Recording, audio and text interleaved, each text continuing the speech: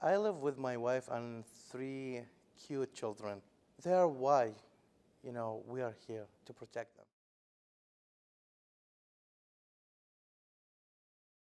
The refugees are just normal people who just trying to live their life in a better way than they were living in their home, and they are trying to do that uh, in the most peaceful and a good way that they can. Of course, you know what the definition of a refugee, that it's forced to leave his country. That a person that did not choose to leave the country, but he left the country, he fled the country because he was forced to leave that country because of discrimination, or political, disagreements or so, and there was a life threatening. So to save life, that person had to leave the country. The definition for me is changing as the political climate changes also. So right now it means being a refugee to me means being a Baha'i who's not wanted in Iran and being an Iranian who's kind of not wanted in America. So it's like always being in that stateless. And that's why I'm trying to stay on the down low so maybe I can go back to Iran. Because it feels like, I don't know, it feels like I'm losing my identity because I'm kind of forgetting how to speak Farsi, but I'm not fully American. So it's weird. Like, I'm counting the days that when we will be able to go back. Will you? I will go. I am a citizen, so we are protected by the U.S. government, so we can go back. But I don't know what times will come. We're saving money, so hopefully. Do your parents also miss home? They all miss home. My grandma passed away last year, and it's tough. Your loved one will be gone when you go back. That's kind of scary. So we really want to go while they are alive. We are human beings like everybody. We like to have a house. We like to have a car. We like to have fun. We are not from different galaxy. I have lived with the name refugee for 11 years. And after I was admitted to the United States, I came here, and there was another term added to it. I was given something called alien number. So when the alien number, that's the funny thing. It makes me feel that I am a person that come from a different planet, from Mars, for example. Now, after permanent resident, I am called former refugee. It did not change the fact I am a refugee. Maybe in 3 years from now, after I get my citizenship, I will be called a citizen, aka former refugee. What breaks my heart is what I am hearing these days about the fear about the refugees. These people are gonna be burdened. These people are refugees. Did not become refugees out of their choice. They found themselves in this situation, and they are trying to do the best to provide for themselves and for their families. So if they are in a system where there are law and order, where they have the ability to work, where they have the ability to live in a decent place, to have a roof over their head, to have their own food, these people will cherish this place. Don't forget that they have just lost that in their back country. They don't want to become refugees again. They don't want to have to go through this experience again. They don't want their children to have to deal with the trauma of that experience again. One thing I realized through our work that people when they hear refugee coming, they are assuming that government taking 100% care of them, and there is nothing to do with them. This is the problem we faced before. When you say, "Oh, this is refugee need help," it's like, are you kidding? Are you like stealing money from me? Because these people coming through the government, and government giving everything for them. Believe it or not, even when we go to the Congress office to advocate for them, I swear I hear the same word from the people inside the office. They don't know anything about anything. Sadly, they don't know about the refugees and about the resettlement agency because it's what Brother Zahid said, what they're hearing from the news that what they know about.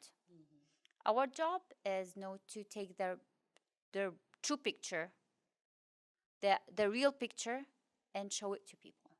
On the first day that we arrived to the United States, to Dallas, that was January 15, 2015. I cannot forget that day. It's not just the day I arrived to Dallas, and it's something I experienced. It wasn't, against me personally, but it was something in general. He drove us past Richardson Mosque, what is called the IANT, and I saw there are people protesting there at the mosque, outside, holding signs, there, let's say, go back home. Listen, we have just arrived. How can we go back home? And I said, does this happen very often? He said, well, it happens from time to time. It was my first birthday here in the U.S. So I never had like a big party birthday in my life. We just like make a small thing in our home and just eat a cake. So that day was September 7th is my birthday. So I worked from 8:30 to 4:30 a.m. 8:30 p.m. to 4:30 a.m. So at 4:30 a.m., my supervisor told me, "Hey, Mohammed, don't leave because I want to talk to you about something that you did today." It's like, what happened? I did something wrong. I was really worried. So she take me to like a big conference room. It's like bigger than this room, and like everybody started yelling, "Surprise!" I was like, "What?" And I was shocked. They bought a cake for me, and all my coworkers was there, clapping and yelling, "Happy birthday!" It was like that is the best feeling that I ever had.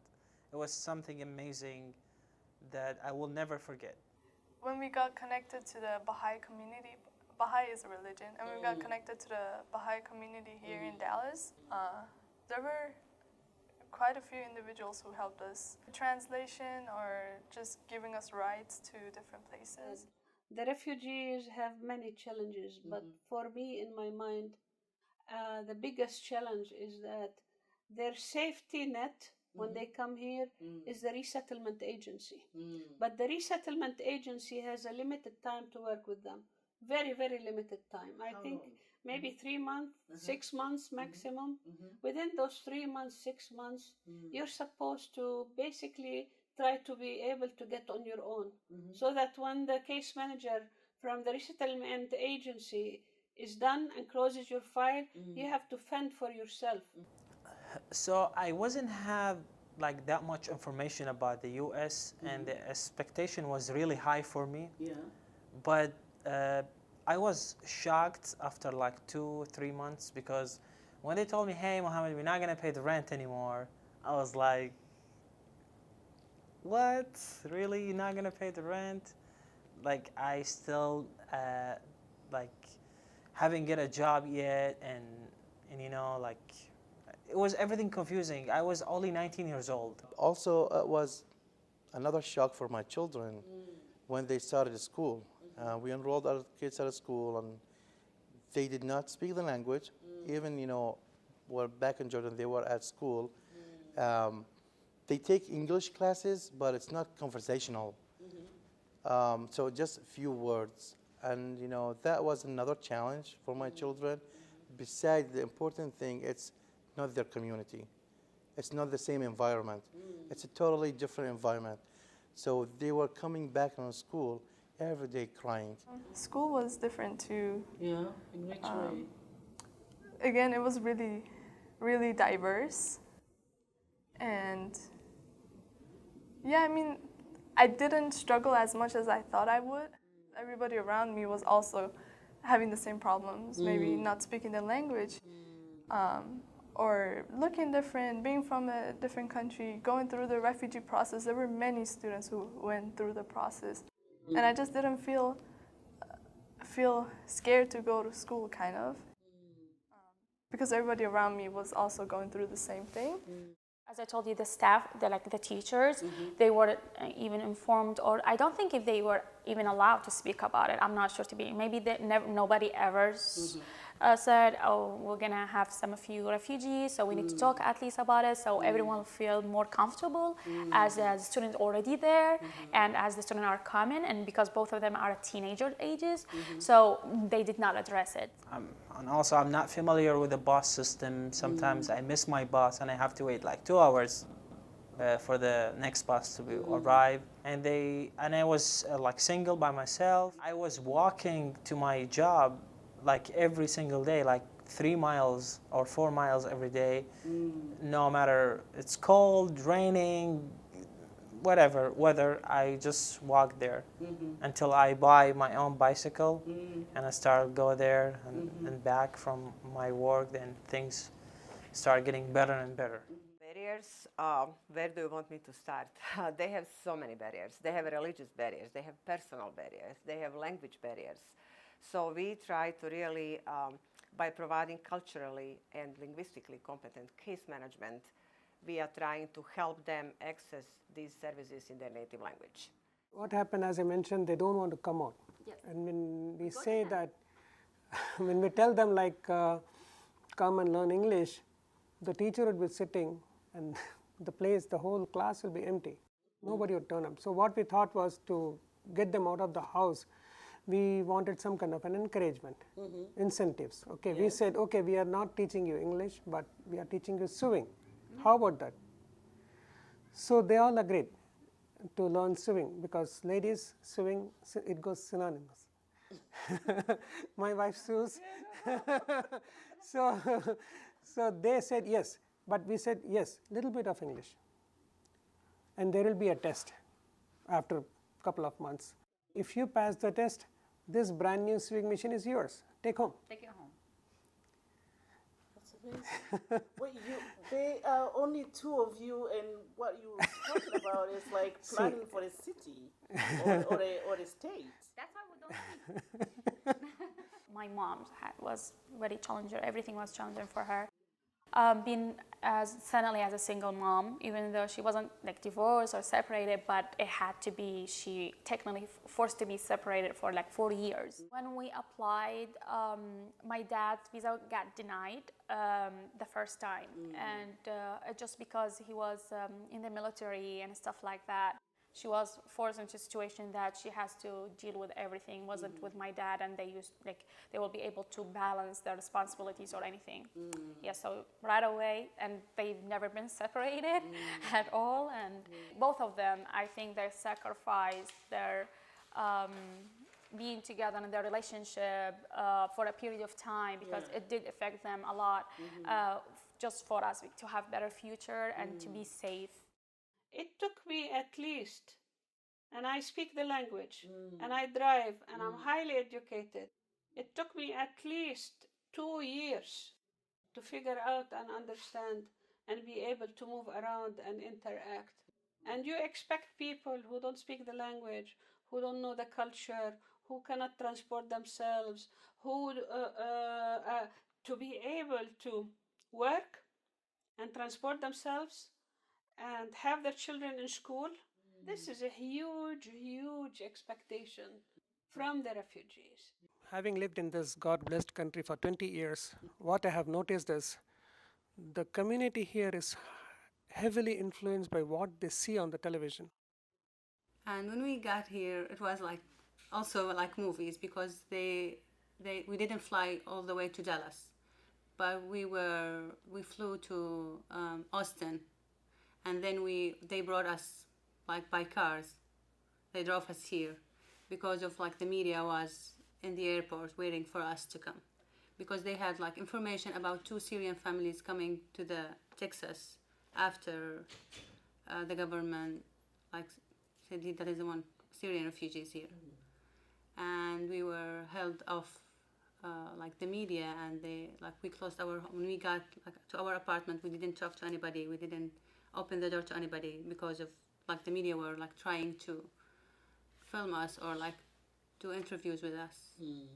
So it was really overwhelming at first. As a provider, it's really tough at this moment, based on the politics, not just people. You know, people are just good. We are citizens. We are good, but politics tend to kind of pull us where they want us to go, and some people unfortunately go with the politics without going with what the reality shows them.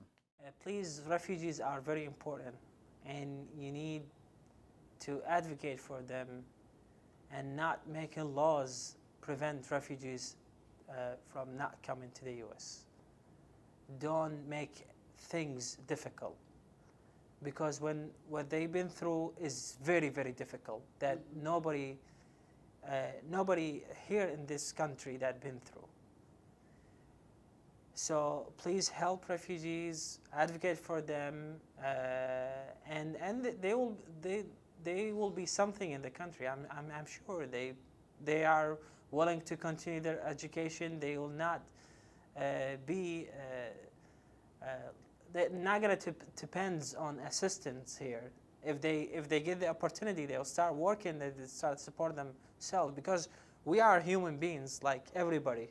Well, the overreaching message, other than what refugees might need as they're getting resettled, is the more important aspect of the things that they contribute to the community, their success stories. They really are moving beyond resettlement and starting over into being a member of the community, and often quickly contributing to the community. Mm-hmm. So, besides just the basics of working, paying taxes, they start businesses, they inspire others and develop coalitions and help other refugees and interact in the community. Last year we had a tornado that hit Rolette, and in the area houses were totally destroyed, and all of a sudden people found themselves deprived of their homes and their houses, and that was because of a natural disaster. Being a refugee most of the time is because of a man-made disaster, because of wars. Please recognize that we never know what the future has for us. When I was in Lebanon, and I go back, I told you my parents are Palestinian. We never knew that my parents will have to be displaced from their homes. My opinion, it's America, it's already great. They don't need to make it great again. And do you know the reason why it's America great? It's for the people who came all across, all abroad, and they reunited here in the States. Immigrants, refugees, people from Africa, and made it, made America great. So that's why America is already great. But the thing is that it could be a little better. I would say there are also some other people, many people, that during this time of, bad politics toward refugees, there are some people who have, raised their hands and say, we cannot accept this. And really, they are doing great. We have to put ourselves in the other person's shoes.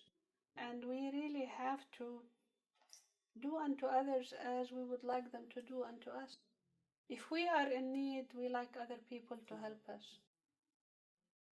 If we work more hard, and I can see people that are, working and doing their best to achieve the goals and to achieve that. And as I mentioned, this is my country, so I'm part of it, and I feel responsible in taking the community just to step it up and make it flourish again. I think that America should take way more refugees than they're taking. 50,000 is just nothing, because right now there are 21 million refugees. and only maybe 1% of them will be resettled. 21 million out of 60 million people who are displaced right now in the world, more than ever after World War II, 21 million of them are refugees. Really have refugee status, but they cannot, they have to wait the security, background check, all this takes forever. I just want them to know that these people are just wonderful people who are just looking for better life and safety and better opportunity for their children. Like where they are just regular people who want, you know, peace and love and happiness for their kids like everybody else.